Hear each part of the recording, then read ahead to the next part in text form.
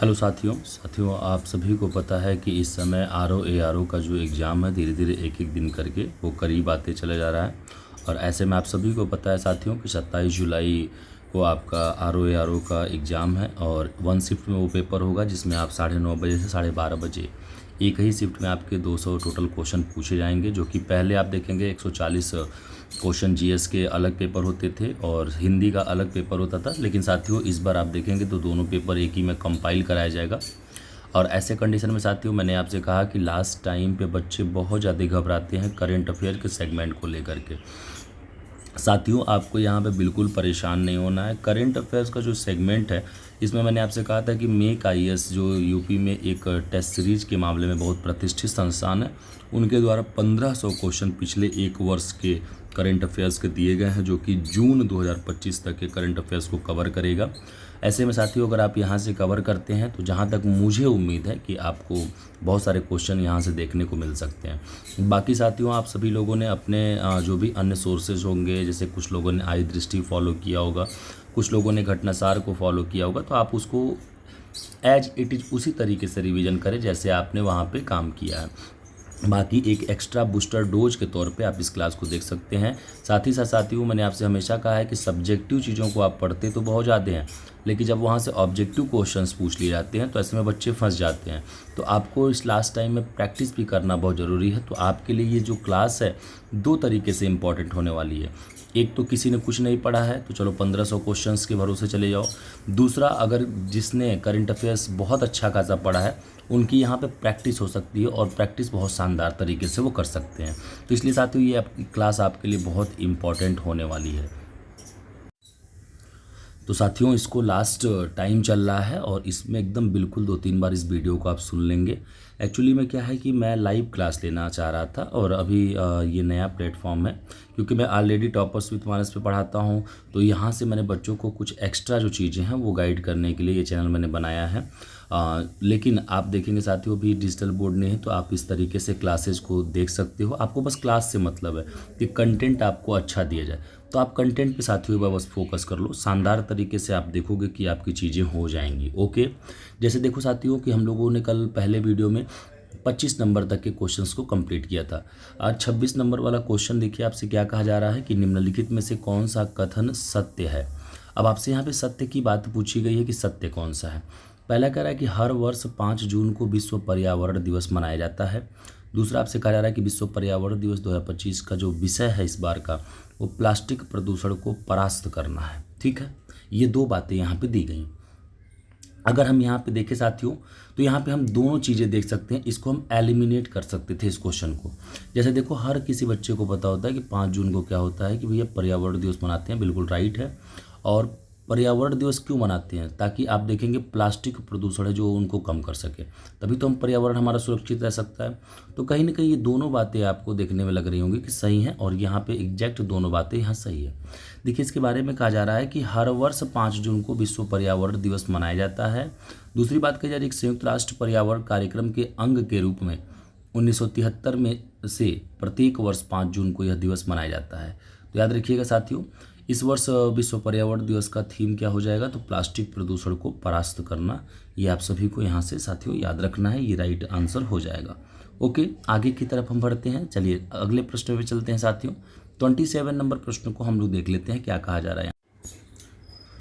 27 number प्रश्न में अगर हम देखेंगे साथियों तो यहाँ पे आपसे देखिए साफ साफ तौर पे कहा जा रहा है कि हाल ही में भारत को किस अवधि के लिए संयुक्त राष्ट्र की आर्थिक और सामाजिक परिषद के लिए चुना गया। ठीक ना, तो यहाँ पे देखिएगा ये बड़ा प्यारा सा प्रश्न है। सीधे आपसे पूछा है कि भारत को हाल ही में किस संयुक्त राष्ट्र की आर्थिक और सामाजिक परिषद के लिए चुना गया, कौन से ईयर से कौन से ईयर की?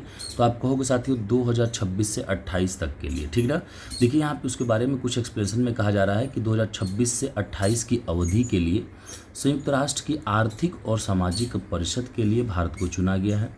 यह परिषद सतत विकास के 3 आयामों आर्थिक, सामाजिक और पर्यावरणीय को आगे बढ़ाने के लिए संयुक्त राष्ट्र व्यवस्था के केंद्र में से है। साथियों आप लोगों ने देखा होगा, अगर आप लोगों को पता होगा तो जो सतत विकास लक्ष्य हैं, ये सतत विकास लक्ष्य कितने हैं? तो आप लोगों ने देखा होगा कि इन्वायरमेंट पे आपने पढ़ा होगा टोटल 17 हैं, जिसको आप सस्टेनेबल डेवलपमेंट भी कह सकते हैं। ऐसे कंडीशन में साथियों आपने देखा था कि कई बार इसके डिफिनीशन को ही पूछ लिया जाता है।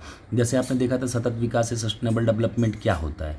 इसका बस तात्पर्य यही होता है कि हम अपने वर्तमान के संसाधनों का इस तरीके से उपयोग करें कि हम भविष्य की पीढ़ी के लिए उसे सुरक्षित रख पाएँ। मतलब कि जैसे पानी है तो पानी को हम इस तरीके से उपयोग करें कि पानी का प्रयोग हम भी कर लें, जो हमारी पीढ़ियां हैं आने वाली वो हमें गाली ना दें। तो ये होता है सतत विकास। इसमें 17 लक्ष्य निर्धारित किए गए हैं जिसमें गरीबी वगैरह भी है। यहाँ पे आप देखेंगे कि जो ये संयुक्त राष्ट्र की आर्थिक और सामाजिक परिषद है, ये सतत विकास के 3 लक्ष्य, पहला लक्ष्य आप देखेंगे आर्थिक, दूसरा लक्ष्य सामाजिक और तीसरा पर्यावरण। इन चीज़ों को लेकर के ये आप देखेंगे साथियों तो एक तरीके से तत्पर है। तो आप देखेंगे इस क्षेत्र में यहाँ पे काम किया जाता है। आगे की तरफ बढ़ते हैं साथियों, चलिए नेक्स्ट देखते हैं। अच्छा, अब आपको मैं बता देना चाहता हूँ साथियों कि सतत विकास लक्ष्य जो 17 हैं बहुत इंपॉर्टेंट है। मैंने उसको शॉर्ट्स में करके रील्स टाइप में मैंने डाल दिया है, आप वहाँ से पढ़ सकते हैं। इस तरह से मैं कुछ कंटेंट जो बहुत इंपॉर्टेंट है उनको शॉर्ट्स में मैं डाल देता हूँ, तो वहाँ से आप देख सकते हैं। अगला प्रश्न देखिए, कहा जा रहा है कि जून 2025 में किस राज्य ने राजीव गांधी वन संवर्धन योजना शुरू की। क्या है राजीव गांधी वन संवर्धन योजना? तो आप देखेंगे साथियों हिमाचल प्रदेश ने राजीव गांधी वन संवर्धन योजना शुरू की है। आगे देखिएगा यहाँ पे इसके बारे में कहा जा रहा है कि राजस्थान सरकार ने वंदे गंगा जल संरक्षण जन अभियान की शुरुआत की है। मुख्यमंत्री भजन लाल शर्मा ने जयपुर के निकट रामगढ़ बांध से इस अभियान का शुभारंभ किया। तो अगर आपसे पूछा जाए यहाँ पे कि वंदे गंगा जल संरक्षण जन अभियान, तो आप कहेंगे राजस्थान सरकार का ये अभियान शुरू है। और हिमाचल प्रदेश ने 2 जून 2025 को हमीरपुर के राजीव गांधी वन संवर्धन योजना की शुरुआत की है। तो याद रखिएगा ये 2 बातें आपको याद रखना है, दूसरा ये राजीव गांधी वन संवर्धन योजना और पहला आपको याद रखना है वंदे गंगा जल संरक्षण अभियान। तो वंदे गंगा जल संरक्षण अभियान आपका राजस्थान में और हिमाचल में राजीव गांधी, ये आपको ध्यान रखना है, ठीक है ना। और आप देखेंगे साथियों यहाँ पे जो कहा जा रहा है कि राजीव गांधी वन संवर्धन योजना का उद्देश्य क्या है, तो ये ध्यान रखिएगा बंजर और क्षतिग्रस्त वन भूमि पर फलदार वृक्ष लगाकर राज्य की हरित आच्छादन मतलब कि ग्रीन कवर को बढ़ाना, ठीक है ना। चलिए अगला प्रश्न देखते हैं साथियों, नेक्स्ट प्रश्न चलते हैं। अगला प्रश्न देखिए आपसे यहाँ पे बड़ा इंपॉर्टेंट है, 29 नंबर जो प्रश्न है यहाँ पे देखिए क्या कहा जा रहा है। कहा जा रहा है कि जून 2025 अमेरिकी राष्ट्रपति डोनाल्ड ट्रंप ने राष्ट्रीय और सार्वजनिक सुरक्षा खतरों का हवाला देते हुए 12 देशों से अमेरिका में प्रवेश पर प्रतिबंध लगाने की घोषणा पर हस्ताक्षर किए थे। उन देशों में सम्मिलित है, कौन कौन से देश सम्मिलित हैं ये आपसे यहाँ पे कहा जा रहा है। तो आप देखेंगे साथियों यहाँ पे अगर हम ऑप्शन के हिसाब से देखें तो यहाँ पे कौन कौन से देश शामिल हैं, तो आप कह सकते हैं अफ़गानिस्तान, म्यांमार और आप देखेंगे तीसरा ईरान। पाकिस्तान यहाँ पे शामिल नहीं है। ओके, तो यहाँ पे देखिए इसके बारे में कुछ बातें कह दें। कहा जा रहा है कि अमेरिकी राष्ट्रपति डोनाल्ड ट्रंप ने राष्ट्रीय और सार्वजनिक सुरक्षा खतरों का हवाला देते हुए 12 देशों से प्रवेश पर प्रतिबंध लगाने की घोषणा पर हस्ताक्षर किए। यह घोषणा आप देखेंगे तो अफ़गानिस्तान, म्यांमार, चाड, कांगो गणराज्य, Guinea, Eritrea, Haiti, Iran, Libya, Somalia, Sudan, Yemen के नागरिकों के अमेरिका में प्रवेश करने की पूरी तरह से प्रतिबंध और सीमित करती है। अब देखिए साथियों आप सभी लोग बहुत कंफ्यूज होते हैं कि सर वर्ल्ड ज्योग्राफी में ये नहीं समझ में आता है कि मैपिंग कहाँ से किया जाता है, कैसे पूछता है एग्जाम में। एग्जामिनर कुछ नहीं करेगा, यहीं से उठा करके आपसे इन्हीं सारे देशों के बारे में लोकेशंस देख लेगा। तो ऐसे में आपको साथियों इनके कम से कम कॉन्टिनेंट आपको पता होना चाहिए कि ये जो देश हैं ये किस किस कॉन्टिनेंट में पड़ते हैं, यहाँ से क्या कोई इंपॉर्टेंट रेखा जा रही है या यहाँ पे कोई इंपॉर्टेंट झील है, पर्वत पठार है। तो इस तरह से आपको साथियों मानचित्र लेकर के रखना और मैप पे आपको देख लेना है। मेरे पास बहुत ज़्यादा यहाँ पे अभी यूट्यूब ने प्लेटफॉर्म जो भी है मेरे अभी स्टेप बाय स्टेप एक एक चीज़ों को ओपन करा, तो मैं कुछ दिनों में मैप भी लाने का प्रयास करूँगा। अभी आपको साथियों खुद से मैप यहाँ पे देख लेना है, ठीक ना। ऐसे ही आपके ऑटोमेटिक वर्ल्ड ज्योग्राफी तैयार हो जाएगी, क्योंकि आप देखेंगे करंट बेस्ड वर्ल्ड ज्योग्राफी आपके एग्जाम में पूछी जाती है। अगला प्रश्न देखेंगे साथियों, आपसे पूछा गया 30 नंबर कि विश्व पर्यावरण दिवस 2025 के अवसर पर किस संगठन को ग्रीन सोसाइटी ऑफ इंडिया द्वारा वर्ष के सर्वश्रेष्ठ ग्रीन ट्रांसपोर्टर पुरस्कार से सम्मानित किया गया। किससे, याद रखिएगा विश्व पर्यावरण दिवस 2025 मतलब कि 5 जून के अवसर पर किस संगठन को ग्रीन सोसाइटी ऑफ इंडिया द्वारा ग्रीन ट्रांसपोर्टर पुरस्कार से सम्मानित किया गया, ये पूछा जा रहा है। आप कहेंगे दिल्ली के मेट्रो को। किसको, दिल्ली मेट्रो को। देखिए कहा जा रहा है कि विश्व पर्यावरण दिवस 2025 के अवसर पर ग्रीन सोसाइटी ऑफ इंडिया द्वारा दिल्ली मेट्रो को वर्ष के सर्वश्रेष्ठ ग्रीन ट्रांसपोर्टर पुरस्कार से सम्मानित किया गया। अच्छा चलिए ठीक है, अभी आप लोगों ने पीछे देखा था कि विश्व पर्यावरण दिवस प्रतिवर्ष कब मनाते हैं, तो आपने देखा कि 1973 से मनाना हमने स्टार्ट किया था, प्रतिवर्ष 5 जून को मनाते हैं। अगर कोई भाई या बहन को याद है तो एक बार कमेंट बॉक्स में ये कमेंट करें, जिससे आपका रिवीजन भी हो जाए कि इस बार विश्व पर्यावरण दिवस की थीम क्या थी। ठीक है, अभी हमने पीछे देखा था। आगे बढ़िए। अगला प्रश्न है कि हाल ही में पहली बार किस भारतीय ई कॉमर्स कंपनी को आरबीआई से गैर बैंकिंग वित्तीय कंपनी एनबीएफसी का लाइसेंस मिला है। देखिएगा यहाँ पे आपसे क्या कह रहा है कि किस ई कॉमर्स कंपनी को आरबीआई से गैर बैंकिंग वित्तीय कंपनी का लाइसेंस मिला है, तो ऐसे में आप कहेंगे फ्लिपकार्ट को। साथियों, आप देखेंगे कि जो आजकल लोन का बड़ा सिस्टम चल रहा है, आप लोगों ने देखा होगा, रिंग लोन होता है, किस्त के लोन होते हैं, ऐसे ये कई तरह के ऐप आ रहे हैं। जैसे आप देखोगे और भी बहुत सारे नावी लोन ऐप है, उसी तरीके से फ्लिपकार्ट भी आप देखोगे साथियों, तो ये अब लोन देने लगेगा आपको। अब ये लोन देता है, ये पहले से ही देता था, लेकिन अब पूर्णतः एनबीएफसी कंपनी बन गया। आरबीआई जिनको जिनको रजिस्टर्ड करती है, इसमें याद रखिएगा, जिन कंपनियों को एनबीएफसी का दर्जा देती है वो कंपनी यहाँ पे लोन दे सकते हैं, उनको भारतीय ई कॉमर्स कंपनी कहते हैं। वो आरबीआई के गैर बैंकिंग वित्तीय कंपनी का लाइसेंस उनको मिल जाता है। ऐसे में साथियों, आप लोगों ने देखा होगा बहुत सारे लोग गलत जगहों से फ्रॉड लोन उठा लेते हैं। लोन देने वाले पहले तो लोन उन्हें दे देते हैं, लेकिन आप जब देखेंगे कि आपका जो डेटा होता है वो एसेस उनके पास पूरा जब चला जाता है, तो ऐसे में वो आपके डेटा का मिसयूज करते हैं। आपको अगर 7,000 लोन दिए तो आपसे डिमांड करते हैं 50,000 की, नहीं तो फिर वो आपके फ़ोटोज़ वगैरह वायरल कर देते हैं। तो साथियों, यहाँ घबराने की बात नहीं है। अगर आप कोई भी लोन लेने जा रहे हैं कहीं पे भी, तो अगर आप गूगल पे सर्च करते हैं, अगर वो आरबीआई के गाइडलाइन के आधार पे एनबीएफसी कंपनी में शामिल है, तो आप ऐसे में उस कंपनी से लोन ले सकते हैं, वो आपके लिए बिल्कुल सुरक्षित रहेगा। बाकी अगर वो रजिस्टर्ड नहीं है तो साथियों वहाँ से लोन लेने से बचें। जो लोगों के साथ इस तरह का कृत्य होता है वो बिना देखे समझे लोन ले लेते हैं, इसीलिए उनको दिक्कत होती है। ठीक है ना, तो याद रखिएगा, फ्लिपकार्ट भी अब इसमें लोन देने में आज आ गई है। बाकी आप सभी लोगों ने फ्लिपकार्ट तो बहुत यूज किया होगा, आपने देखा होगा इसमें ईएमआई सिस्टम भी पहले से दिया जाता था। आप सामान ले लीजिए, ईएमआई भरते रहिए, ठीक ना। तो अब ये लोन भी देंगे, ठीक ना। यहाँ देखिएगा, आपसे कहा जा रहा है कि डिजिटल अर्थव्यवस्था एक ऐतिहासिक विकास में वॉलमार्ट के स्वामित्व वाली फ्लिपकार्ट को आरबीआई से गैर बैंकिंग वित्तीय कंपनी एनबीएफसी के रूप में कार्य करने की अनुमति मिल गई है। यह पहली बार है जब किसी भारतीय ई कॉमर्स कंपनी को ऐसा लाइसेंस दिया गया है। तो याद रखिएगा, ये भारतीय ई कॉमर्स कंपनी है। आपने देखा था कि एक तरीके से ऑनलाइन आप देख रहे हैं, सारे बाज़ार वगैरह यहीं पे अवेलेबल होते हैं, आप चाहें जो भी चाहें वो यहाँ से खरीद सकते हैं, और साथ ही ये लोन भी दे रहे हैं, ठीक ना। क्योंकि अभी तक आप देखेंगे कि जो भी कंपनियां एनबीएफसी में थी वो सिर्फ लोन देने का कार्य करती थी, लेकिन फ्लिपकार्ट शॉपिंग के साथ साथ आप देखेंगे लोन की भी बात करेगा, ईएमआई की भी बात करेगा, ठीक ना। ओके, आगे बढ़ते हैं।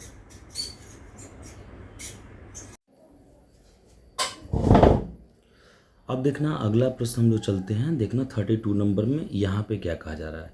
सबसे पहले तो देखो 32 नंबर में आपसे क्या कहा जा रहा है कि हाल ही में जून 2025 आदित्य बिड़ला समूह के चेयरमैन कुमार मंगलम बिड़ला को किस संगठन द्वारा ग्लोबल लीडरशिप अवार्ड से सम्मानित किया गया है।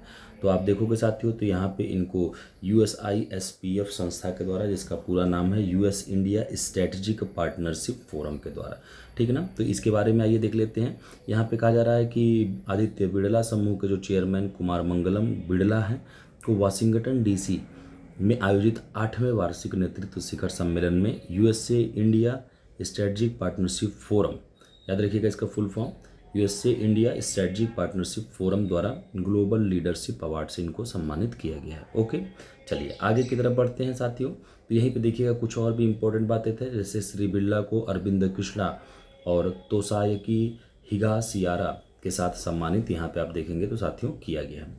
आगे की तरफ बढ़ते हैं मेरे प्यारे साथियों, आगे देख लेते हैं हम लोग चीज़ों को।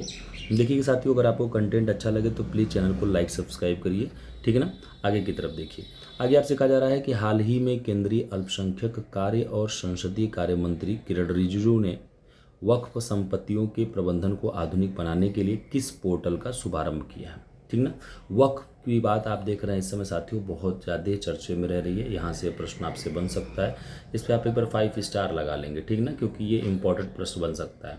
आपसे पूछा कि केंद्रीय मंत्री किरण रिजिजू ने वक्फ संपत्ति के प्रबंधन को आधुनिक बनाने के लिए किस पोर्टल का शुभारंभ किया है, तो आप कहेंगे उम्मीद पोर्टल है वो। आइए थोड़ा सा इनके बारे में हम यहाँ पे देख लेते हैं। कहा जा रहा है कि केंद्रीय अल्पसंख्यक कार्य और संसदीय कार्य मंत्री किरण रिजिजू को नई दिल्ली में उम्मीद सेंट्रल पोर्टल उन्होंने शुभारंभ किया है और यह पोर्टल भारत में वक्फ संपत्तियों के प्रबंधन को आधुनिक और पारदर्शी बनाने की दिशा में एक महत्वपूर्ण कदम माना जा रहा है। यहाँ पे देखिएगा जो उम्मीद पोर्टल इन्होंने बनाया है, इस उम्मीद का नाम क्या है, फुल फॉर्म क्या है, तो आप कहेंगे unified work management empowerment efficiency and development act 1995। यह एक डिजिटल प्लेटफॉर्म वर्क संपत्तियों की जियो टैगिंग, GIS मैपिंग और गवर्नेंस टूल के साथ एकीकृत है, जिससे संपत्तियों की पहचान और प्रबंधन आप देखेंगे तो आसान हो सकता है। अगले प्रश्न पे चलते हैं साथियों। नेक्स्ट प्रश्न देख लेते हैं हम लोग। यहाँ पे अगला प्रश्न यहाँ आपसे क्या कहा जा रहा है, देखिएगा अगला प्रश्न जो है, इस अगले प्रश्न को आप क्वेश्चन नंबर देख लेना। यहाँ पे क्वेश्चन आपको खुद से डील करना है। यहाँ पे थोड़ा सा हम लोग इसके बारे में सीधे हम लोग यहाँ पे विचार करेंगे, क्योंकि लंबा है काफ़ी, इसके एक्सप्लेनेशन काफ़ी ज़्यादा हैं। तो एक्सप्लेनेशन मैं यहाँ पे आपको बता दे रहा हूँ, क्वेश्चन आप डील कर लेना।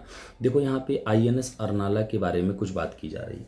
देखो पहली बात तो यहाँ पे कहा जा रहा है कि भारत का पहला anti submarine warfare shallow water craft है ये। कौन? INS अरनाला। याद रखना क्या है, भारत का पहला anti submarine warfare shallow water craft है। अब देखना यहाँ पे भारत का पहला शब्द लगाया गया है, इसलिए ये आपके लिए बहुत इंपॉर्टेंट हो जाता है एग्जाम के पॉइंट ऑफ व्यू से। ऐसे कंडीशन में आप इसको क्या कहोगे कि भारत का पहला anti submarine warfare shallow water craft है। कौन? तो ये INS अरनाला। आगे देखना, इसको भारतीय नौसेना में आप देखोगे तो 18 जून 2025 को शामिल किया गया। यह कार्यक्रम विशाखापत्तनम के नेवल डॉकयार्ड में आप देखोगे तो आयोजित होगा। इसके बारे में आइए कुछ खासियत देख लेते हैं। यह युद्धपोत है जो कि खासतौर पर पानी के नीचे निगरानी, तलाशी एवं बचाव अभियान और हल्के समुद्री ऑपरेशनों के लिए तैयार किया गया है। इसकी लंबाई आप देखेंगे तो 77 मीटर है और इसका वजन अगर आप देखें तो 1490 टन है। आपने देखा होगा कई बार इस तरह के भी क्वेश्चन आपके आयोग के द्वारा पूछ लिया जाता है, क्योंकि भारत का पहला anti submarine warfare shallow water craft है ये, तो इसकी लंबाई और आपसे इसका वजन पूछा जा सकता है आपके स्टेटमेंट में। ओके, आगे की तरफ बढ़ते हैं। इसके बारे में कहा जा रहा है कि यह डीजल इंजन वाटर जेट संयोजन से संचालित होता है, जिससे यह तकनीकी आधारित भारत का सबसे बड़ा युद्धपोत बन गया है। मतलब कि टेक्नोलॉजी के आधार पर भारत का सबसे बड़ा युद्धपोत ये बन चुका है। आगे देखिए कहा जा रहा है कि यह तटीय जल में पनडुब्बियों के खिलाफ युद्ध करने की पूरी क्षमता रखता है। साथ ही इसमें माइन बिछाने और उन्नत प्रणाली भी इसमें मौजूद है। इस युद्धपोत में 80% से अधिक आप देखेंगे तो यहाँ पे जो सामग्री लगी है वो स्वदेशी है। मतलब कि ये आपको यहाँ पे ध्यान रखना है साथियों कि यह पूर्णतः स्वदेशी नहीं है। पूर्णतः स्वदेशी यहाँ पे आपको याद रखना है नहीं है।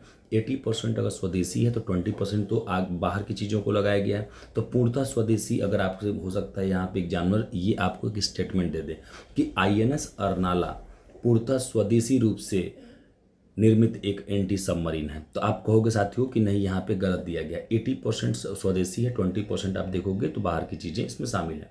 आगे देखिए कहा जा रहा है कि इसे कोलकाता की garden reach ship builders and engineers ने L&T शिप बिल्डर्स के साथ मिलकर के पब्लिक प्राइवेट पार्टनरशिप मॉडल पर तैयार किया। पब्लिक प्राइवेट और पार्टनरशिप PPP जो आपने देखा होगा, इकोनॉमी में पढ़ा होगा, PPP मॉडल पे ये तैयार पहला आप देखेंगे साथियों तो युद्धपोत है। तो याद रखिएगा आपसे यहाँ पे ये भी चीज़ें पूछी जा सकती हैं कि INS अरनाला PPP पे आधारित एक एंटी सबमरीन है। तो PP का क्या मतलब हो गया, एक P का मतलब पब्लिक, दूसरे का प्राइवेट और तीसरे का पार्टनरशिप होता है। आगे देखिए कह रहा है यह युद्धपोत मेक इन इंडिया और आत्मनिर्भर भारत की पहल में एक दिशा में बड़ा कदम माना जा रहा है। ठीक है, आगे की तरफ चलते हैं। देखना ये बहुत इंपॉर्टेंट होने वाला है, यहाँ से क्वेश्चन बन सकता है। आगे कह रहा है यह 16 स्वदेशी युद्धपोतों की श्रृंखला का पहला जहाज है और इसका नाम महाराष्ट्र के वसई तट के पास स्थित ऐतिहासिक अरनाला किले के नाम पर रखा गया है। 1737 में चिमाजी अप्पा ने बनवाया था किसको, तो आप देखोगे ये अरनाला किले को। ओके, चलिए आगे बढ़ते हैं। नेक्स्ट पर चलते हैं साथियों। 35 नंबर देख लीजिए। 35 नंबर देख लेना। यहाँ आपसे कहा जा रहा है कि प्लास्टिक प्रदूषण को कम करने के उद्देश्य से किस राज्य सरकार ने हाल ही में स्कूली बच्चों को 6 लाख स्टेनलेस स्टील की बोतलें वितरित करने की पहल की घोषणा की है। तो ये देखिएगा बड़ी अच्छी पहल है, ये भी बड़ा अच्छा क्वेश्चन है और करंट का न्यूज़ भी है कि भैया प्लास्टिक प्रदूषण से बच्चों को बचाने के लिए कौन सा राज्य है उसने अपने यहाँ बच्चों को स्टेनलेस स्टील वाली बोतल दिया है। तो आप देखेंगे साथियों हिमाचल प्रदेश है।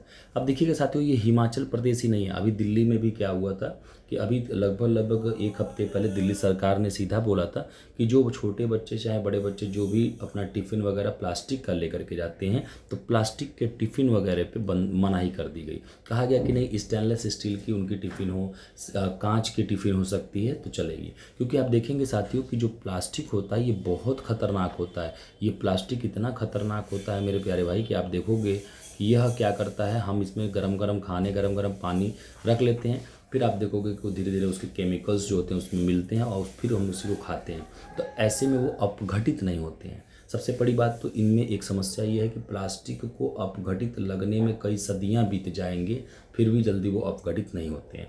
तो हिमाचल प्रदेश तो यहाँ पे चलो ठीक है, लेकिन धीरे धीरे अब सभी राज्य इस बात को पहल कर रहे हैं अपने लिए बेस्ट करने के लिए। तो यहाँ पे देखो कहा जा रहा है कि हिमाचल प्रदेश के मुख्यमंत्री सुखविंदर सिंह सुक्खू ने प्लास्टिक का प्रदूषण को रोकने के लिए स्कूली बच्चों को 6 लाख स्टेनलेस स्टील की बोतलें वितरित करने की सरकारी पहल की यहाँ पे घोषणा की है। ओके, तो ये आपको साथियों ध्यान रखना है। बाकी आप भी अपने घर में या घर के आसपास के लोग कोई भी प्लास्टिक के सामान ज़्यादा यूज कर रहे होंगे तो आप उन्हें मना करें, क्योंकि ये बहुत आप देखेंगे साथियों तो हमारे सेहत के साथ साथ हमारे प्रकृति के लिए बहुत खतरनाक है।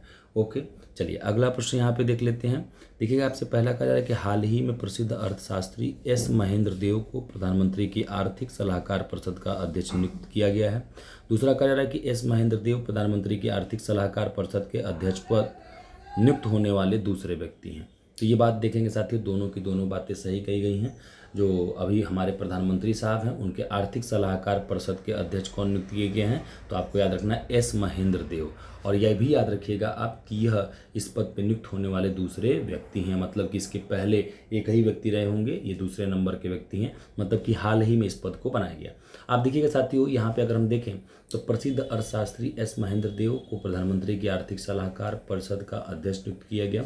वर्ष 2017 में इसके गठन के बाद इस पद पर नियुक्त होने वाले दूसरे व्यक्ति हैं। ये पहले का नाम आपसे नहीं पूछेगा, लेकिन ये आपको ध्यान रखना है कि अभी हाल ही में इसका गठन किया गया, मतलब 2017 में, 17 के बाद से ये दूसरे कार्यकाल वाले व्यक्ति हैं। आगे कहा जा रहा है कि EAC-PM, जिसको आप कह सकते हैं आर्थिक सलाहकार परिषद PM के अध्यक्ष का कोई निश्चित कार्यकाल नहीं होता है, वह केंद्र सरकार की इच्छा पर ही पद पर बने रहते हैं। यह पद नवंबर 2025-24 से रिक्त है, जब तत्कालीन अध्यक्ष डॉक्टर विवेक देवराय जी का निधन हो गया था। तो याद रखिएगा साथियों ये वाली जो लाइन है ना, ये आपसे पूछा जा सकता है स्टेटमेंट में, ये बहुत इंपॉर्टेंट है इस लाइन को कि भैया प्रधानमंत्री की आर्थिक सलाहकार परिषद के जो अध्यक्ष होते हैं उनका कार्यकाल कितना होता है, तो आप कहेंगे कोई तय सीमा नहीं होती है। ठीक है ना, ये आपको साथियों ध्यान रखना है। आगे बढ़ते हैं, चलिए अगला प्रश्न देख लेते हैं साथियों। 37 नंबर में आपसे कहा जा रहा है कि जून 2025 संयुक्त राष्ट्र महासभा ने निम्नलिखित में से कितने देशों को 2 वर्ष के कार्यकाल के लिए UN सुरक्षा परिषद के नए गैर अस्थायी सदस्य के रूप में चुना है। बड़ा इंपॉर्टेंट प्रश्न है, फिर से ध्यान सुनिएगा। जून 2025 संयुक्त राष्ट्र महासभा ने निम्नलिखित में से कितने देशों को 2 वर्ष के कार्यकाल के लिए UN सुरक्षा परिषद के नए गैर अस्थायी सदस्य के रूप में चुना था। तो आप यहाँ पे अगर आंसर देखेंगे तो क्या कहेंगे कि लाटविया, बहरीन, कोलंबिया और लाइबेरिया, इन सभी चारों को यहाँ पे देखेंगे तो UN के सुरक्षा परिषद के गैर अस्थायी सदस्य के रूप में साथियों चुना गया है। देखिए इसमें कहा जा रहा है कि हाल ही में जून 2025 संयुक्त राष्ट्र महासभा ने लातविया, बहरीन, कोलंबिया, लाइबेरिया और कांगो लोकतांत्रिक गणराज्य को 2 वर्ष के कार्यकाल के लिए UN की सुरक्षा परिषद के नए गैर अस्थायी सदस्य के रूप में चुना है। इनका कार्यकाल 1 जनवरी 2026 से शुरू होगा और 31 दिसंबर 2027 को समाप्त होगा। तो ये कार्यकाल का टाइम पीरियड आपको याद रखना है कि 1 जनवरी 2026 से 31 दिसंबर 2027 तक। और याद रखिएगा ये कार्यकाल कितने वर्ष का होता है, तो 2 वर्ष का होता है। इसमें भारत भी कई बार बना है, तो ये आपको थोड़ा सा ध्यान रखना है। इस बार कौन कौन है, तो लातविया है, बहरीन है, कोलंबिया है, लाइबेरिया है, कांगो लोकतांत्रिक गणराज्य हैं। और ये कैसे सदस्य बने, तो UN सुरक्षा परिषद के गैर अस्थायी सदस्य के रूप में इन देशों की नियुक्ति हुई है। टोटल कितने हैं ये भी गिन लीजिए, तो 1 2 3 4 5 देश हैं। ओके, चलो आगे बढ़ लेते हैं। आगे देखना, आगे अगला प्रश्न आपसे क्या कहा जा रहा है कि निम्नलिखित कथनों पर विचार करें। पहला पॉइंट बोला कि हाल ही में राष्ट्रपति ने श्री टी रवि शंकर को 16वें वित्त आयोग का अंशकालिक सदस्य नियुक्त किया था। दूसरा कहा जा रहा है कि 16वें वित्त आयोग के अध्यक्ष नीति आयोग के पूर्व उपाध्यक्ष डॉक्टर अरविंद पनगड़िया हैं। अब ऐसे में यहाँ पे आंसर क्या होगा, तो आप कहोगे दोनों के दोनों यहाँ पे आंसर होंगे। साथियों, आप लोगों ने देखा होगा कि जो आपका वित्त आयोग है, इस वित्त आयोग के बारे में अगर आप अपने आर्टिकल्स में देखें तो आर्टिकल 280 में बात किया गया है। और आपने देखा था कि वित्त आयोग क्या करता है, जो आप देखेंगे कि केंद्र और राज्य के वित्तों को लेकर के यहाँ पे सुविधाएं अवेलेबल कराता है। और ऐसे कंडीशन में साथियों, जो आप देखेंगे कि केंद्र लेवल का वित्त आयोग होता है, उसमें वित्त आयोग के अध्यक्ष हों चाहे सदस्य हों, इन सभी की नियुक्ति कौन करता है, तो आप देखोगे साथियों राष्ट्रपति महोदय करते हैं। अब ऐसा नहीं है कि राष्ट्रपति यहाँ पे एग्जैक्ट एक सर्वे सर्वा होता है वही निर्णय ले लेता है, नहीं। याद रखिएगा, यहाँ पे विपक्ष के लोग भी होते हैं, कुछ लोकसभा के भी लोग होते हैं, इन सभी से राय मशवरा करके राष्ट्रपति इनकी नियुक्ति करता है। अच्छा, एक चीज़ और याद रखिएगा, आपके भारत के संविधान में ये भी बात कही गई है कि भाई किसी एक को इतनी शक्ति न दे दो कि वो तानाशाहियत करने लगे। ऐसे में आप देखेंगे भारत के संविधान में हर किसी को उतना ही शक्ति दी गई है और उतना ही हर किसी के ऊपर हर्डल किया गया है कि कोई अपने शक्तियों का दुरुपयोग न कर पाए। ऐसे कंडीशन में साथियों आप देखेंगे कि जब ये जो वित्त आयोग के सदस्यों को राष्ट्रपति नियुक्त करता है तो इनके कार्यों को प्रतिवर्ष संसद के समक्ष रखवाता है, उनके संसद के पटल पर रखवाता है, ताकि आप देखो कि जिनको हमने नियुक्त किया था उन्होंने कहीं हमारे तरीके से मनमानी काम तो नहीं कर दिया। तो संसद उनको देखती है, उनको अनुमोदित करती है। ओके, तो याद रखिएगा यहाँ पे आपसे वही बात कही जा रही है कि अंशकालिक रूप से सदस्य कौन नियुक्त हुआ है, तो आप कहेंगे श्री टी रवि शंकर को, जो कि 16वें वित्त आयोग के अंशकालिक कुछ टाइम पीरियड के लिए सदस्य के रूप में नियुक्त हुए हैं। बाकी अगर आपसे पूछा जाए 16वां वित्त आयोग का अध्यक्ष कौन है, तो आप कहना नीति आयोग के पूर्व उपाध्यक्ष डॉक्टर अरविंद पनगड़िया को बनाया गया। आइए थोड़ा इनके बारे में हम लोग कुछ चीज़ों को देख लेते हैं। यहाँ पे देखिएगा, यहाँ पे कुछ बातें आपसे क्या कही जा रही हैं, इनको देखिएगा। 16वां वित्त आयोग अपने आप में बहुत इंपॉर्टेंट है। पहला बात कहा जा रहा है कि राष्ट्रपति ने RBI के deputy governor Shri T Ravishankar को 16वें वित्त आयोग का अंशकालिक सदस्य नियुक्त किया है। तो याद रखिएगा, यहाँ पे सदस्य हों चाहे अध्यक्ष हो, दोनों को नियुक्त करने का कार्य किसका होता है, राष्ट्रपति का होता है। सेकंड पॉइंट कहा जा रहा है कि श्री टी रविशंकर कार्यभार संभालने की तिथि से लेकर आयोग की रिपोर्ट प्रस्तुत होने तक या 31 अक्टूबर 2025 तक जो भी पहले हो पद पर बने रहेंगे। मतलब कि कुछ टाइम पीरियड के लिए, इनका टाइम पीरियड इंपॉर्टेंट नहीं है। श्री टी रविशंकर की नियुक्ति 16वें वित्त आयोग के पूर्णकालिक सदस्यों में से एक श्री अजय नारायण झा के व्यक्तिगत कारणों से त्यागपत्र देने के परिणाम स्वरूप की गई है। देखिएगा साथियों, अभी मैं यहाँ पे यही बात सोच रहा था कि अंशकालिक यहाँ पे नियुक्ति क्यों हुई है, क्योंकि आप देखेंगे साथियों, अगर ऑटोमेटिक कोई पद समाप्त हो जाए या किसी की मृत्यु हो जाए या कोई बीच में से त्यागपत्र दे दे, तो ये हर जगह प्रावधान किया गया है कि यहाँ पे आप उसके लिए कुछ एक्स्ट्रा आप कुछ और ऐड कर सकते हैं। तो अब देखिए, 16वें वित्त आयोग के जो पूर्णकालिक सदस्य थे श्री अजय नारायण झा, ये किसी भी कारणवश आप देखेंगे तो इस्तीफा दे दिए। इसी वजह से आप देखेंगे अंशकालिक सदस्य के रूप में टी रविशंकर जी को यहाँ पे साथियों शामिल किया गया है। 16वें वित्त आयोग का गठन 31 दिसंबर 2023 को किया गया था, ये डेटा आपको याद रखना है। इसके अध्यक्ष नीति आयोग के पूर्व उपाध्यक्ष डॉक्टर अरविंद पनगड़िया, ये भी आपको याद रखना है, पूछा जा सकता है, बहुत इंपॉर्टेंट है। आगे देखिएगा, यहाँ पे कुछ बातें और कही जा रही हैं कि 16वें वित्त आयोग को 1 अप्रैल 2026 से शुरू होने वाली 5 साल की अवधि के लिए 31 अक्टूबर 2025 तक अपनी सिफारिशें प्रस्तुत करनी है। तो साथियों, ये वित्त आयोग अपने आप में बहुत इंपॉर्टेंट होता है, ये आपसे बारंबार यहाँ से क्वेश्चन पूछे जाते हैं, इसको आप लोगों को बहुत अच्छे से ध्यान रखना है। आगे देखिएगा साथियों, 39 नंबर प्रश्न में यहाँ पे क्या कहा जा रहा है, कहा जा रहा है कि विश्व बैंक की हालिया रिपोर्ट के अनुसार भारत में 2011-12 में अत्यधिक गरीबी दर कितनी थी, जो 2022-23 में घट करके 5.3% रह गई। अब देखिएगा, यहाँ पे गरीबी दर की बात पूछ रहा है कि 2011-12 में कितनी थी, जो 2022-23 में घट करके 5.3% रह गई। तो आप कह देना 2011-12 में गरीबी दर जो थी वो 27.1% थी। आइए थोड़ा सा हम लोग भारत में निर्धनता के बारे में जो रिपोर्ट आई है विश्व बैंक की, इसको हम लोग देख लेते हैं। साथियों, हो सकता है कि आप सभी लोगों को जब आप क्लास कर रहे हो तो थोड़ा सा आपके कानों को इरिटेट करने के लिए बाहर की आवाज़ें आ रही हूँ। तो थोड़ा सा साथियों मैं आप सभी से रिक्वेस्ट करूँगा कि आप सभी एडजस्ट करेंगे, क्योंकि माइक अभी है नहीं तो माइक बहुत जल्द आ जाएगा, तो ऐसे में वो नॉइज़ कैंसिलेशन रहेगा तो बाहर की आवाज़ नहीं आएगी। और दूसरी चीज़ साथियों, थोड़ा बहुत अगर कहीं पे भी आपको थोड़ी सी दिक्कत परेशानी हो रही होगी तो एडजस्ट कर लीजिएगा, रिक्वेस्ट है, क्योंकि अभी आपको मैंने बताया कि ये न्यू प्लेटफॉर्म है तो थोड़ा सा चीज़ों में तारतम्यता बनने में थोड़ा सा टाइम लगता है।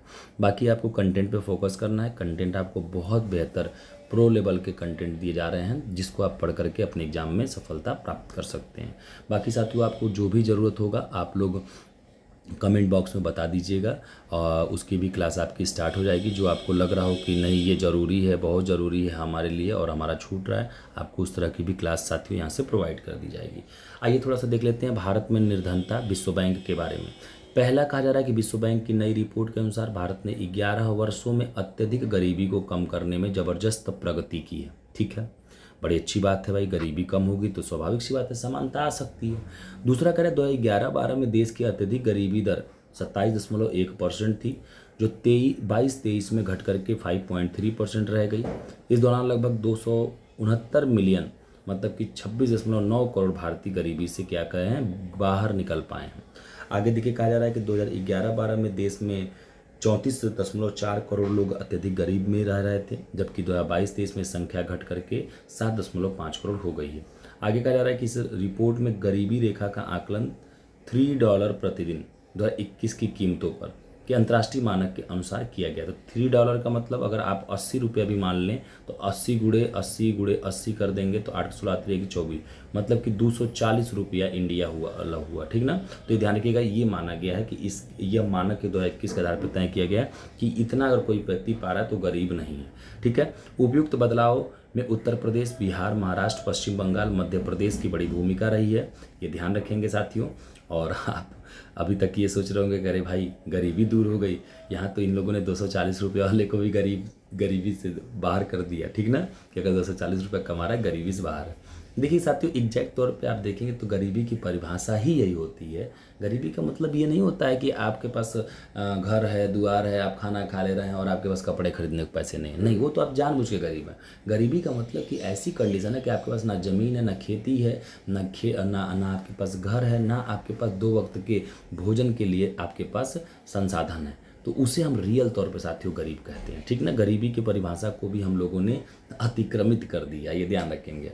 चलिए आगे देखते हैं। कहा जा रहा है कि विश्व खाद्य सुरक्षा दिवस के संदर्भ में निम्नलिखित कथनों पर विचार कीजिए। पहला कह रहा है कि यह प्रतिवर्ष 10 जून को मनाया जाता है। दूसरा कह रहा है इसका उद्देश्य सुरक्षित और पोषणयुक्त भोजन के महत्व के प्रति वैश्विक जागरूकता को फैलाना है। अब ऐसे कंडीशन में साथियों यहाँ पे आप देखेंगे तो विश्व आप देखेंगे खाद्य सुरक्षा दिवस प्रतिवर्ष 10 जून को नहीं 7 जून को मनाया जाता है, ये ध्यान रखेंगे। तो इसलिए पहला ऑप्शन गलत हो गया। दूसरा कह रहा है कि इसका उद्देश्य सुरक्षित पोषणयुक्त भोजन के महत्व के प्रति वैश्विक जागरूकता को फैलाना है, तो ये बात केवल सही है। देखिएगा, विश्व खाद्य सुरक्षा दिवस के बारे में जानते हैं। विश्व खाद्य सुरक्षा दिवस प्रतिवर्ष 7 जून को मनाया जाता है। ठीक ना, इसका उद्देश्य सुरक्षित और पोषणयुक्त भोजन के महत्व के प्रति वैश्विक जागरूक फैलाना होता है। थीम याद रखिएगा, बहुत इंपॉर्टेंट होता है। इस बार विश्व खाद्य सुरक्षा दिवस की थीम थी food safety science in action, मतलब कि खाद्य सुरक्षा क्रियाशील विज्ञान। ये इस बार की आप देखेंगे विश्व खाद्य सुरक्षा दिवस जो 7 जून को मनाया जाता है उसकी क्या थी, थीम थी, क्या नाम है, food safety science in action या खाद्य सुरक्षा क्रियाशील विज्ञान। ओके, चलिए आगे की तरफ बढ़ते हैं साथियों। आप थोड़ा सा 41 नंबर प्रश्न को देख लेते हैं हम सभी। 41 नंबर प्रश्न का आंसर देखिएगा। कहा जा रहा है यहाँ पे कि जून 2025 में किस राज्य के गोपालपुर इंडस्ट्रियल पार्क को वर्ल्ड इकोनॉमिक फोरम की ट्रांजिशनिंग इंडस्ट्रियल क्लस्टर पहल में शामिल किया गया है। तो आप देखेंगे वो कौन है, तो उड़ीसा है। ठीक है, ये आपको ध्यान रखना है। मतलब कि ये आप देखेंगे स्वच्छ ऊर्जा को लेकर के है, उसी को आप कहेंगे ट्रांसनिशिंग इंडस्ट्रियल क्लस्टर पहल। स्वच्छ ऊर्जा को लेकर के ये इकोनॉमिक फोरम के द्वारा आप देखेंगे तो यहाँ पे घोषित किया गया है, और ये उड़ीसा इसमें आप देखेंगे साथियों, उड़ीसा को यहाँ पे शामिल किया गया। ओके, ठीक ना, तो ये आपको यहाँ पे साथियों ध्यान रखना था, बस उतना ही आपको यहाँ पे चीज़ों को ध्यान रखना था जितना आपके लिए काम लायक है। अगला प्रश्न देखो, 42 नंबर कहा जा रहा है कि निम्नलिखित कथनों पर विचार कीजिए। पहला करा, हाल ही में विदेश मंत्री डॉक्टर एस जयशंकर ने नई दिल्ली में आयोजित चौथे भारत मध्य एशिया संवाद की मेजबानी की। दूसरा कह रहा है कि 5 मध्य एशियाई देशों तजाकिस्तान, तुर्कमेनिस्तान, उज्बेकिस्तान, कजाकिस्तान और किर्गिस्तान के विदेश मंत्रियों ने चौथे भारत मध्य एशियाई संवाद में भाग लिया था। तो ऐसे में आप कहेंगे साथियों ये दोनों के दोनों सही हैं। याद रखिएगा साथियों, ये जो आपके 5 देश दिए गए हैं, इन 5 देशों के बारे में जो आप यहाँ पे देख रहे हैं कि दूसरे पॉइंट में बोला गया है, ये दोनों बातें तो सही हैं, लेकिन ये 5 देश मध्य एशियाई देश हैं। और याद रखिएगा साथियों, इनकी राजधानियाँ बड़ी इंपॉर्टेंट है, आपसे बारंबार पूछी जाती हैं। तो ये सभी आपको यहाँ पे साथियों ध्यान रखना है, ठीक ना। तो यहाँ पे मैं आपको राजधानियाँ बता दे रहा हूँ। तो यहाँ पे साथियों मैं आपको बता देना चाहता हूँ कि अगर आप जैसे देखोगे कि तजाकिस्तान की जो राजधानी होगी तो इसका नाम याद रख लेना अस्ताना, ठीक ना।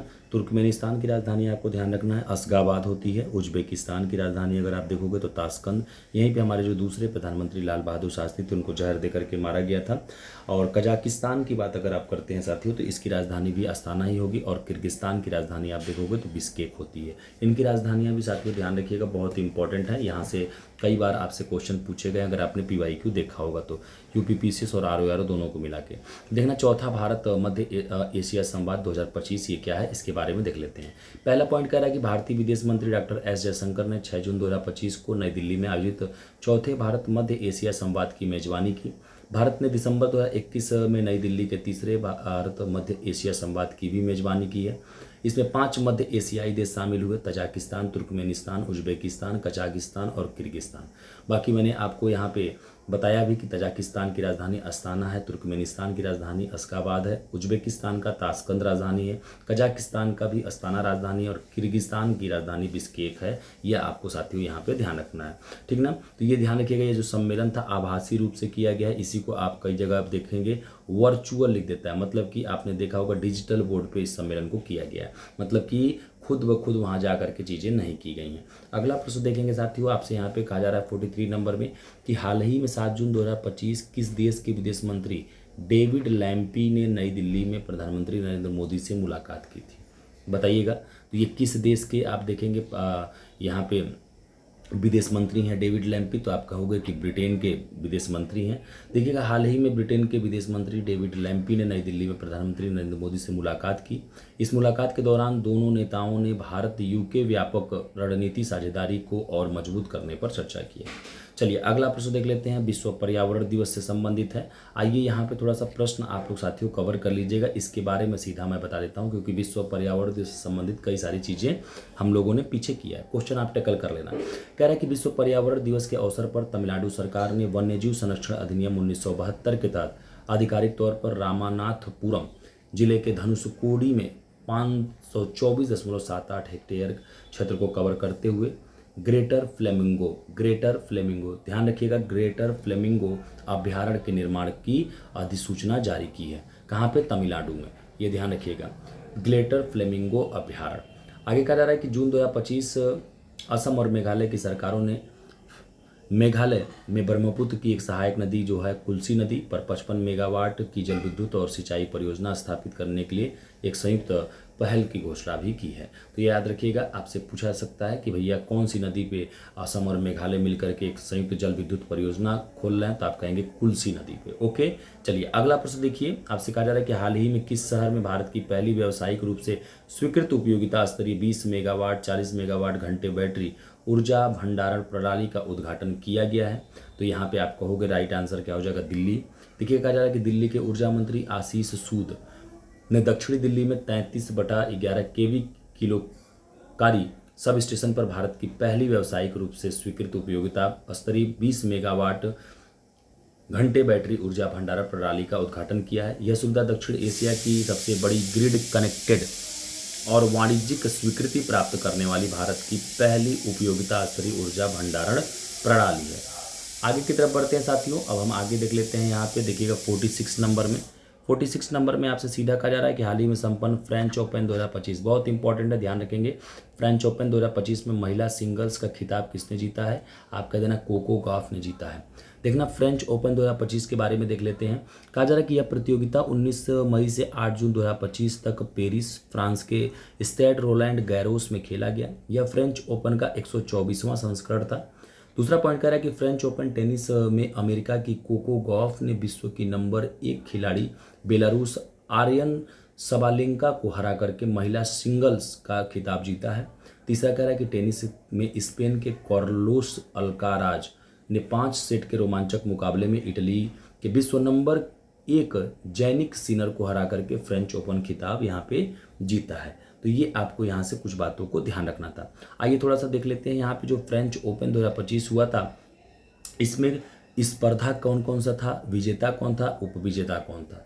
अगर हम पुरुष एकल में देखें तो इसमें अगर आप जो खेल है कि मस्कटियर्स कप, इसमें आप देखेंगे विजेता कार्लोस अल्काज थे स्पेन के, और जैनिक सिनर इटली के उपविजेता थे। महिला एकल में सुजैन लेंगलेन कप के बारे में अगर देखेंगे तो यहाँ पे कोको गाफ अमेरिका के जो हैं यह इसमें विजेता थे, और आर्यन सबालेंका जो बेलारूस के हैं ये उपविजेता हैं। तो इस तरीके से साथियों यहाँ पे आपको ये नाम देख लेना है, ये बड़े इंपॉर्टेंट नाम है, ये आपसे पूछा जा सकता है। आगे बढ़िएगा, देखिएगा यहाँ पे सीधे मैं आपको बता देता हूँ कि यहाँ पे जो पंचायत के बारे में आपसे क्वेश्चन किया गया कि राष्ट्रीय ई गवर्नेंस पुरस्कार 2025, आइए थोड़ा सा देख लेते हैं। पंचायती राज मंत्रालय ने प्रशासनिक सुधार और लोक शिकायत विभाग के साथ सहयोग से जमीनी स्तर पर शासन को सशक्त करने के लिए एक ऐतिहासिक कदम के रूप में पंचायती राज संस्था PRI द्वारा की गई उत्कृष्ट डिजिटल पहलों को मान्यता देने के लिए ई शासन 2025 के लिए राष्ट्रीय पुरस्कारों के अंतर्गत एक विशेष श्रेणी शुरू की है। PRI वही पंचायती राज के बारे में बात कर रहा है, पंचायती राज संस्थान को PRI दे रहा है। PRI के लिए अपनी तरह की पहली मान्यता पंचायतों द्वारा अनुकरणीय डिजिटल पहलों को सम्मानित करने के लिए ग्राम पंचायतों या समकक्ष पारंपरिक स्थानीय निकायों में सेवा वितरण को विस्तृत बनाने के लिए जमीनी स्तर की पहल की यह पुरस्कार की व्यवस्था की गई है। आगे देखिएगा, आगे साथियों कुछ और भी बात यहाँ पे कहा जा रहा है कि ग्रामीण डिजिटल परिवर्तन की दिशा में एक ऐतिहासिक उपलब्धि के तहत रोहिणी ग्राम पंचायत जो महाराष्ट्र के धुले जिले के सिरपुर तालुका में स्थित है को राष्ट्रीय ई गवर्नेंस पुरस्कार 2025 में गोल्ड पुरस्कार से सम्मानित किया गया है। आगे आप देखेंगे साथियों तो यहाँ पे पुरस्कार विजेताओं में स्वर्ण पुरस्कार रोहिणी ग्राम पंचायत धुले महाराष्ट्र को मिला है, रजत पुरस्कार पश्चिमी मजलिसपुर ग्राम पंचायत पश्चिमी त्रिपुरा को मिला है, और जूरी पुरस्कार देखोगे तो पलसाना ग्राम पंचायत सूरत गुजरात को मिला है, और वहीं पे एक और जूरी पुरस्कार जो है सुआकाती ग्राम पंचायत केंदुझार उड़ीसा में मिला है। ये आपको यहाँ से साथियों ध्यान रखना है। आगे की तरफ चलते हैं साथियों, यहाँ पे सीधा हमें क्वेश्चन आप यहाँ पे डील कर लेंगे, बाकी ये देखेंगे सीधे। हाल ही में जून 2025 में Deepak fertilizer and petrochemicals corporation limited के प्रबंध निदेशक शैलेश सी मेहता को फर्टिलाइजर एसोसिएशन ऑफ इंडिया का नया अध्यक्ष बनाया गया है। हाल ही में आप देखेंगे तो सतपाल भानु को सरकारी स्वामित्व वाली भारतीय जीवन बीमा LIC के मुख्य कार्यकारी CEO का अतिरिक्त प्रभार दिया गया है। LIC बहुत इंपॉर्टेंट है, LIC के CEO कौन बने हैं तो कह देना सतपाल भानु, ये आपको ध्यान रखना है साथियों, ये बहुत इंपॉर्टेंट चीज़ें दी गई हैं। आगे देखिएगा 49 नंबर देख लीजिएगा साथियों, यहाँ पे क्वेश्चन मैं इसलिए नहीं बता रहा हूँ, क्वेश्चन आप खुद डील कर लेना एक बार देख करके। एक्चुअली में दिन का समय चल रहा है, कोई खाना बना रहा है तो कोई आम वाला चिल्ला रहा है तो कोई नारियल पानी वाला चिल्ला रहा है, ऐसे में मेरे पास माइक नहीं और आप लोग ज़्यादा डिस्टर्ब हो जाएंगे, इसलिए मैं मेन चीज़ आपको बता दे रहा हूँ, ठीक ना। प्रधानमंत्री सुरक्षित मातृत्व अभियान, अब ये क्या है इसके बारे में देखिए। कह रहा है कि जून 2016 में शुरू किया गया प्रधानमंत्री सुरक्षित मातृत्व अभियान भारत सरकार के स्वास्थ्य और परिवार कल्याण मंत्रालय की एक प्रमुख पहल है। दूसरा कह रहा है कि जून 2025 तक इस कार्यक्रम के अंतर्गत 6.19 करोड़ से अधिक गर्भवती महिलाओं की जांच की जा चुकी है, जो एक महत्वपूर्ण सार्वजनिक स्वास्थ्य उपलब्धि है। तीसरा कह रहा है इसका मुख्य उद्देश्य गर्भवती महिलाओं को सुरक्षित और प्रसव नवजात शिशु की रक्षा सुनिश्चित करना। ध्यान रखिएगा साथियों, प्रधानमंत्री सुरक्षित मातृत्व अभियान का मतलब क्या है, महिलाओं को सुरक्षित प्रसव हो और नवजात शिशु की रक्षा सुनिश्चित की जाए। इस अभियान के तहत आप देखेंगे तो हर महीने की 9 तारीख को देश भर में यह आयोजित होता है। यह अभियान हर महीने की 9 तारीख को देश भर में आयोजित किया जाता है, ये आपको यहाँ पे साथियों ध्यान रखना है। आगे बढ़िएगा और अंतिम प्रश्न ही क्या, 2 प्रश्न और है, इसको हम लोग देख लेते हैं क्योंकि दिन का समय चल रहा है, तो मैं कह रहा हूँ ना बहुत ज़्यादा एक्स्ट्रा आवाज़ आ रही है। देखो कहा जा रहा है कि भारत के पहले पानी के नीचे संग्रहालय और कृत्रिम मूंगा चट्टान को किस राज्य में विकसित किया जाएगा, तो देखना साथियों यहाँ पे आप देखोगे तो महाराष्ट्र हो जाएगा। कहा जा रहा है कि भारत के पहले पानी के नीचे संग्रहालय कृत्रिम मूंगा चट्टानों को महाराष्ट्र के सिंधुदुर्ग जिले के वेंगुर्ला के निवेटी रॉक्स के पास सेवामुक्त युद्धपोत INS गुलदार के आसपास विकसित किया जाएगा। केंद्रीय पर्यटन मंत्रालय ने इस परियोजना के लिए करीबन 47 करोड़ रुपए की मंजूरी दी है। अगला प्रश्न देखिएगा, आपसे कह रहा है कि हाल ही में किस राज्य केंद्र शासित प्रदेश ने भारत का पहला इलेक्ट्रॉनिक कचरा ई वेस्ट इको पार्क स्थापित करने की घोषणा की है, आप कहना दिल्ली। तो देखिएगा, भारत का पहला इलेक्ट्रॉनिक कचरा ई वेस्ट इको पार्क स्थापित करेगा कौन? तो आप कह देना दिल्ली स्थापित करेगा। हाल ही में दिल्ली सरकार ने भारत का पहला इलेक्ट्रॉनिक कचरा ई वेस्ट इको पार्क स्थापित करने की घोषणा की है। यह अत्याधुनिक सुविधा उत्तर दिल्ली के होलंबी कला क्षेत्र में बनाई जाएगी। यह भारत भर में प्रस्तावित 4 ई वेस्ट पार्कों में से आप देखेंगे साथियों तो एक पार्क है। ठीक है ना। तो साथियों आज हम इसी 51 नंबर क्वेश्चन तक रहने देते हैं। मैंने सोचा कि आपका जो यहाँ पे करेंट अफेयर है 1500 क्वेश्चन है, ये देखिएगा किसी दिन मैं 2 क्लास में पूरे टोटल खींच दूंगा। अभी यहाँ पे माइक नहीं है तो थोड़ा बहुत हम आपको देते चल रहे हैं ताकि आप पढ़ते चलें, आपकी पढ़ाई न बाधित हो।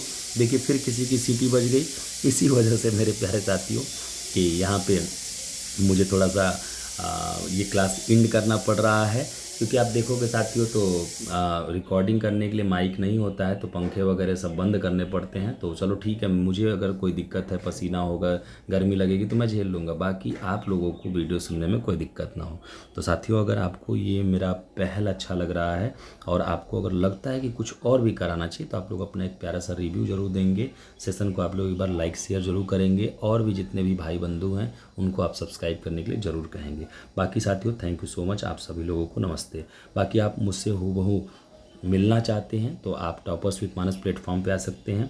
वहाँ करीबन 27-28 हज़ार बच्चे हैं, वहाँ पे आप आकर के आशुतोष, मेरा नाम है आशुतोष चौधरी, आप वहाँ के मेरी क्लास को देख सकते हैं। मुझसे लाइव क्लास में आप बात कर सकते हैं, क्योंकि यहाँ पे बात करने का मौका मिल नहीं रहा है। तो थैंक यू सो मच मेरे प्यारे साथियों।